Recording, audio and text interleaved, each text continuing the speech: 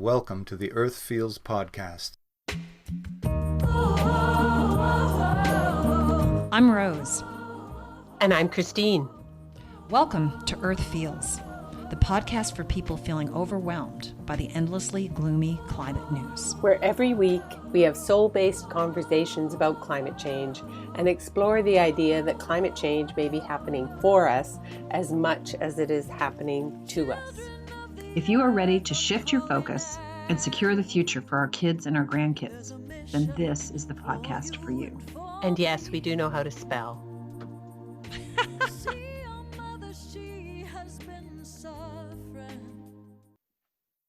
We are here in the new year, a couple days before inauguration. Wahoo. And Christine and Martin Luther King Day. Martin Luther King Day. That's Yes. right. Christine and I have a special guest today. His name is Craig Jonas. Craig is the founder of CoPeace, which is an impact investing holding company, which he will explain to us what that is because I have no idea. But their tagline I love is grow your money for good. Craig is a lifelong entrepreneur with success across business, academic, and athletic industries. Yet, like many of us, he was looking to parlay those past successes into something that fed his soul, something that makes the world a better place. And so in 2018, he founded CoPeace.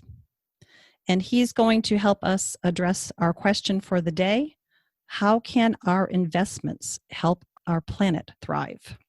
So welcome, Craig. Thank you, Rose. Thank you, Christine. Yeah, not only can our investments help our planet thrive, but I would argue that if we don't figure that out, we're in a lot of trouble. We're in trouble anyway. Yeah. But if we can kind of turn some of those things to be beneficial instead of detrimental, I think we got a chance to do some good. Yeah. Well, you had one quote that I read from one of your blogs. I'm kind of just checking out who you were and stuff, that you said the bubonic plague led to the Renaissance, a more energized, youthful, creative, and inclusive world. The COVID-19 pandemic, the struggle for racial injustice, and the ongoing climate crisis are collectively our current plague and an opportunity. I love that. Thank you, Rose, for reading that. It resonated so deeply with me. I was like, I'm going to like this guy. Well, I appreciate that. That wow. Time doesn't seem real right now. So I don't know. I don't remember when I said that, but I do remember thinking that one. I was hoping that's the case. So I feel like we do have that opportunity in front of us to make some significant change. Yeah, it's really important to reframe these crises because people, by and large, if they're aware of it, it's so overwhelming. And so that reframing is just so important. Yeah, thank you. I think especially young people. I mean, we've got quite a few young people on our team, and it is overwhelming. I mean, it's just something that is so difficult to deal with. But if you can reframe it and give it a chance to have some upside and opportunity, that changes things. I think that's the healthy way to look at it. So tell us a little bit about your journey. Like, how did you get here? I know you said lots of zigs and zags, but very unusual path.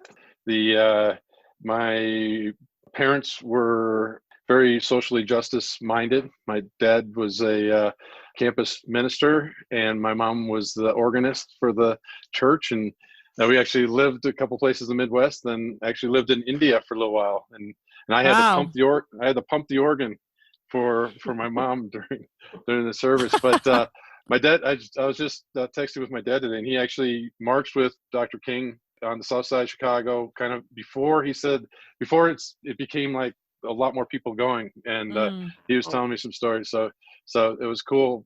And so we kind of had that underpinning a little bit, I guess. And then I went to school and didn't really know what I wanted to do. I went to school a long time, as Christine pointed out. I studied religion and philosophy undergrad, a small school in Minnesota at Carleton, and then didn't really know what I was going to do, and taught and coached for a little while, and then went and got a master's degree and kind of liked the coaching thing for a little bit. So I got my master's at Colorado State, then became a head basketball coach and a teacher at a small college at a pretty young age. Relatively successful. The president and I got along well, and had some international players, and liked it. I enjoyed my experience there because I was allowed to teach real classes. I mean, it was unusual for a coach, but I was teaching world religion type classes and things like that, which is different. And then I went back, got my PhD, thinking I would be differentiating myself. I studied conflict management and psychology, and I kept thinking I'd be a coach. And then I had the opportunity to help start a company, and I got the entrepreneur bug, and thought that, hey, it's a different kind of stress, but strangely, Yeah. you actually control your destiny a little bit more than when you're coaching. Mm-hmm. So I decided to start that for a little bit, and kind of accelerating. I was part of 9 different startups at different levels, either as a Wow. investor or as part of the team, and had some pretty good success. I mean, a couple times it didn't work as well as we wanted it to, but I think you learn just as much from that. It was time to do something else. Some of my kids were getting a little older, and I could tell they were looking at me, and some of my things I had done looked interesting on paper, but it wasn't, like you said, it wasn't feeding my soul. And I started learning more about this idea of impact investing. I had invested in some socially responsible investing things, and I was fine not getting great returns. I thought, well, it's fine. You're doing things that are better for the world. But then when I started learning more about impact investing, and then I took an exit from one of my companies I was in, and I'd been a Berkshire Hathaway shareholder, and been to the Woodstock of capitalism in Omaha, and listened to Warren Buffett, and I said, I like their model, but I don't really like what they're investing in. And I knew my kids didn't like what they're investing in, so they were so careful about anything they would do. I mean, they would have, if they bought a T-shirt, they'd have to click 10 out of 10 to make sure it was sourced right and all that kind of stuff. And I was like, you know what?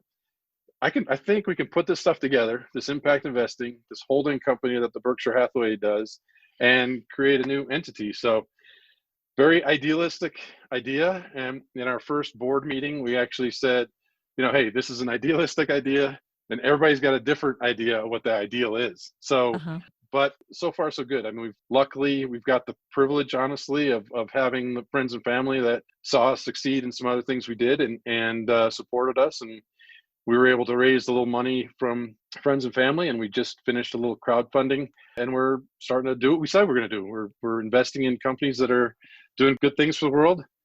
I think the good news we're finding, the data is showing that it is a good business decision to care about the long-term future of our world. ESG and impact investing are growing, and we're kind of right there for it. That was a long ramble. Sorry, I went longer than I expected. That's great. Zigzag. It sounds like your kids must be really proud, and that they've been so influential on you. That's kind of an interesting thing. Oh, I hope so. I mean, they both invested which is really something for them.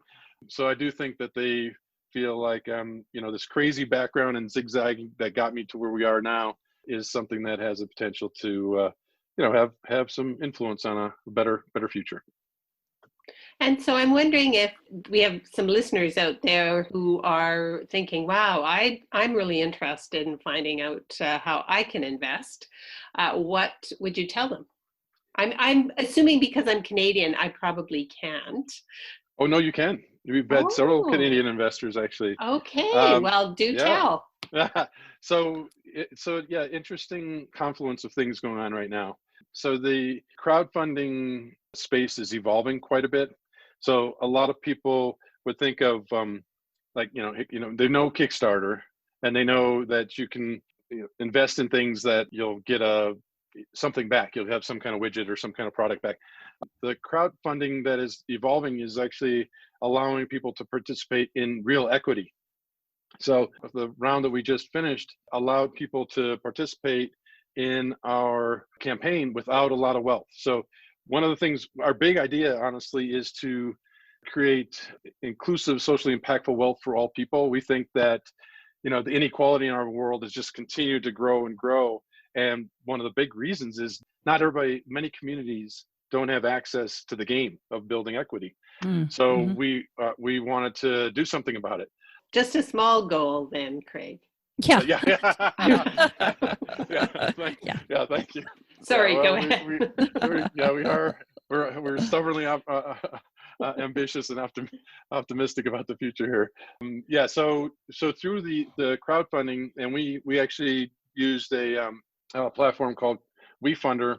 You can, for not very much money, you can actually participate in our campaign. We just finished that one, but we are going to start another one here pretty soon, probably at slightly different terms. We may do a little stock split to make it even more accessible for people, which will be good for our current investors and good for the future investors. But yeah, you can. We've had people from all over the world participate. We had 184 people just participate in the round that we just finished. I bought Wow. I bought 5 shares. That was very Okay. nice and Small deeply investment. appreciated. Small Oh no, investment. deeply appreciated. And the and we're trying to make it real. So not only for your investment are you getting equity, but you're also getting a cumulative dividend return. So it's we hope we're changing the game. We've had a lot of people contact us and said that others have tried this and how have we succeeded while others haven't? And the answer is because it's very difficult and very expensive. And if we hadn't had the support of friends and family, we couldn't have navigated the regulations and the legal requirements and all the kind of stuff to get to where we are. But now that we've kind of set the foundation, we're actively investing in things. So yeah, no, it's an exciting time. And we know that the world's crazy right now, but we're trying to do something about it. So then your holding company buys, Yeah. like, what's the difference? And I did, like I mentioned, get on your website and perused a little bit. And you made a comparison between your holding company and between ETFs, which I'm familiar with ETFs. So maybe you can explain to our listeners. Yeah, absolutely. Yeah, so the holding company model we liked it because it gets a little more actively involved in investments. So we look at ETFs and mutual fund as kind of passively investing in publicly traded companies that are generally doing less bad.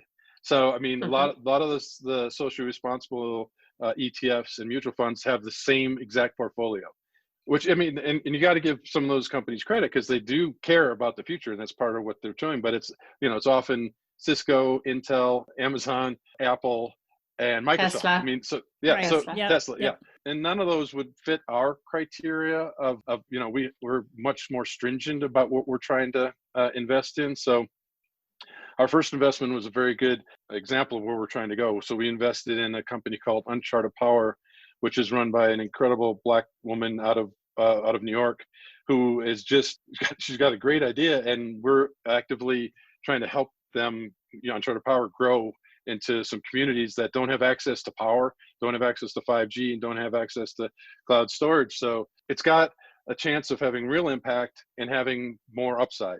So those are the kind of things that we're participating in. So you're looking for companies that are emerging then? Often, yeah. So in a holding company, you've got the ability to do some strategic investments. Some of your portfolio your holdings can be in strategic investments. And then 60% of your investments are in companies where you hold at least majority shares of the company. So we are, it's a blend of both of those kind of investments. But yeah, because we don't have that much money yet, we are trying to take companies that are pretty early, but being extremely careful about it because it's our track record is who we're going to be. So it's important for us. So how long from when you first find a company, what's the vetting process? Yeah, so we've looked at about 150 so far, and we have 5 holdings right now. It differs, honestly. I would say probably takes about a month and a half, 2 months. We want to find good management teams, so we go through some interviews, and then the biggest driver, very honestly, is the math. We're using what we call the head plus the heart plus the math approach. But my brother, who was our first investor and had just worked with me on a couple things, was like, all right, this is a good idea. You're going to try to help everybody. You better get somebody who can be good at the math so you don't say yes all the time. So we quickly get to that stage where we evaluate the financials, and interestingly, it's been the reason for us often to say no, but what we've done is trying to, as we try to give back to the space, we've we've actually written out and suggested some of the reasons we said no, but also some recommendations on what we feel that company can do. And it's been interesting to see the response, because everybody's like, well, nobody does that. But we're like, we're that really is part of what we're trying to do, is make the world a better place. So if we can help improve your business and you have a better chance to be sustainable and you're doing good things for the world, that's a win-win. I have a vision of, you're lifting all boats. You're not just, absolutely. That's our intention. Incredible. Well, and with the climate crisis, there's a lot of lifting of all boats going on right now. Yeah. We're trying to do it and swamping. So I have a question. Are your investments in the US, or are they international, or what are you looking at? Yeah, so we actually are global in our viewpoint. One of our investment is going to be overseas. It's with a waste energy company that is going to have a small plant, and then we're going to bring some of it back here because we know some places and communities that also want it in the US. But no, we're looking all over the world, which I'm sure a lot of people would say is, good and bad, because you've got to be focused early stage, but we also don't want to miss something, because what we're seeing in the impact space is there's so much paralysis by analysis. So people aren't necessarily making any deals because they think, oh, maybe this isn't quite exactly right. But I think, our team is used to getting things done. So if we feel like there's a chance for this company to morph into something that has a lot of upside and a lot of positive impact, environmentally or socially, we'll consider it. Your listeners can definitely recommend ideas. And we actually have a place on our website on CoPeace.com that you can send ideas, and we love getting more ideas. Everything we've looked at so far has come to us organically. Really? Mm-hmm. Speaking of organic, is regenerative agriculture on your radar? Yes. CoPeace? Yeah. In fact, we have a couple that are very close that we want to do something about, and regenerative agriculture is important. And we have one company that we like particularly. Like, I'll even say it because we like them so much. It's Iroquois Valley Farms. It's based in Chicago, but they've got farms all over, and a lot of them in the West. Yeah, no, we're looking at that space actively. Very important for our world. Wow, it's a lot to process. Sorry. No, it's incredible. It's incredible. It's very exciting. I mean, it's what we need, I think, right now at this time. We need a real shot in the arm, and your energy is palpable. Thank you. Well, thank you. We have our team meetings and we say, okay, let's be careful about our social media making it sound too positive right now. So we're actually trying to tamp it down a little bit, but we do feel like our timing and our model is uniquely important for where we are. Is there kind of a risk category that you're in? Is this considered high risk investing, if our listeners are interested? Yeah. No, that's a good question. I wouldn't say it's not high risk. I do think it's, we're patient long-term holders. I mean, a lot like Berkshire Hathaway, we're not a venture capital company that's looking for a unicorn. So we say internally that zebras fix what unicorns break. So that we think that singles and doubles and companies that are solid and not sexy, there's a lot of venture capital would not have anything to do with it, but that we could understand and give us a decent return. That's where we want to play. So we try to be extremely honest, and we communicate a lot with our stakeholders in our community. But I don't think I wouldn't say it's a high risk, but I would say it is a patient long term. Yeah, which makes sense. I mean, Mm-hmm. you're working with things that are emerging. They're not going to happen overnight. Mm-hmm. And I think maybe that's what got us into such problems. I mean, when you're investing for profit, it's just I mean, we all want to make money, but profit for profit's sake is just well, look, how do you sustain it? Yeah. How do you don't? sustain And it? look how dangerous it's been and how dirty it's made us. So yeah, you're right. I agree, Rose. That is been a big part of our problem is the short-termism. So we're trying to, part of what we're trying to do is educate people into the fact that, hey, let's look at the long-term, horizons here. Wow. Very exciting. Very exciting. So is there anything else you'd like to tell our listeners before we close here? I really appreciate the opportunity to talk to your community. I listened to a couple of your podcasts and they're very interesting. Very in line with everything. I know you can't spell, but other than that, I think it's really, really good. Yeah. I noticed you. It's Bill McKibben that can't spell. We just copied. Oh, that was okay. That was funny. technology has evolved faster than biology. So there's been so much danger, like with what you kind of alluded to with the short-termism and having the ability to get in front of things in short term. But we have the opportunity now to think about things a little bit and catch up a bit, so that try to make things right. It's not going to be quick and it's not going to be easy.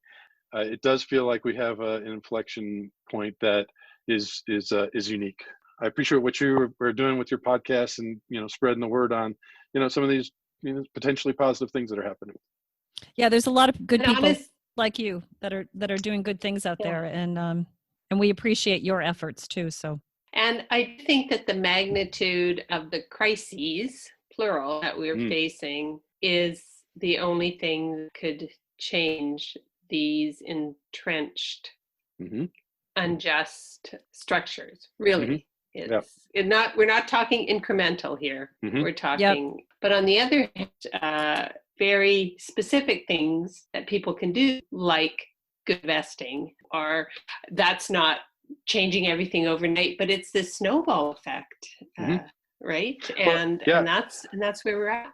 Yeah, well, honestly, my parents if they would have known what they were investing in some of the mutual funds, they would have been so aghast. There's a show on CNN where Kamal Bell was doing something on for-profit prisons, and he was going through and exploring things, and somebody in the middle of the show said, "Hey, Kamal, you better check your portfolio." He was like, "Oh no, there's no way, I don't have anything." So he goes and meets with his financial advisor, and she opens up his portfolio and she said, "You see this mutual fund you have? 10% for-profit prison, 15% oil and gas, 10% firearms, 5% tobacco," something like that. So that was just that, but that's just what everybody had. People didn't know, and I think now young people are not okay with that. They know they have access to knowledge that we didn't have before. So they're not going to be okay with the status quo. I think that that's big for us at CoPeace, is that we take care of the young people, because that's important. Wow, we agree. Okay, well, that's a perfect segue. We always close with 3 different things. The first is good news. And this week, the good news is U.S. President-elect Joe Biden is planning to cancel the Keystone Pipeline permit. Executive action, his first day of office. So that's huge. Yeah, he's got a few on the first day that are going to be huge. Yes, he does. We're thankful you're not piping Alberta tar sands oil for your Midwest. Alberta's not that happy, but that's all right. They need to clue in that it's the 21st century. So then we also asked for an action step and a sanity tip, and I had kind of queued you up to that. Do you have something you'd want to bring in there? I think investing, growing your money for good, like we talked about. So investing in things that have the chance to make the world a better place. There are quite a few things out there now that are better than they have been. I think if we talk about ETFs, there's one called Change Finance that I like a lot. So I do think that if you vote with your wallet and you vote with your investment, and that's one of the ways to affect change. Can't agree more. What about a sanity tip? How do you stay sane? I mean, you're very positive, but how do you must have moments of doubt. How do you keep going with all this chaos? Well, time isn't real right now. So I went for a walk with my puppy, and I was looking for a piece of gum, and I realized I don't think I've had gum since like February, because I couldn't find any, and it was just funny. I think the way to stay sane is connection, however you can do it. With in our case with the team, we have been trying to actively connect, finding ways to be hopeful. It just, what you're doing here provides hope. It's a hard time right now. I mean, and so I want to make sure we recognize that, but better days are coming. Yeah, it feels like a big breath is coming just in a couple days. I mean, and that doesn't have anything to do with climate or anything else, but at least we're going to be addressing the existential crises that we're facing instead of ignoring them. So fingers crossed. I have to admit, I have a little bit of a smile on my face thinking about vicariously Donald Trump just invested in CoPeace because Rose gave her a $600 check from the federal government. Oh, that's cool. Well, yeah, I like that too. That's really good. So there you go. I don't know if you want to frame it that way or not. It's making me smile. Okay, well, that's good. As long as it's making somebody smile. Well, Yeah. thank you again, Craig. This has been incredible. Of course. Really appreciate it. It was an honor to be here and be cheering you on, and look forward to learning more about what you're doing. Okay, same. That's this week's episode of Earth Feels. Special thanks to singer-songwriter Kristen Hoffman for generously allowing us to use Song for the Ocean. Thanks for listening. Don't forget, subscribe to our podcast so you don't miss an episode. Catch you next time. Bye-bye. Children of the earth, I'm calling out. There's a mission for you and for me.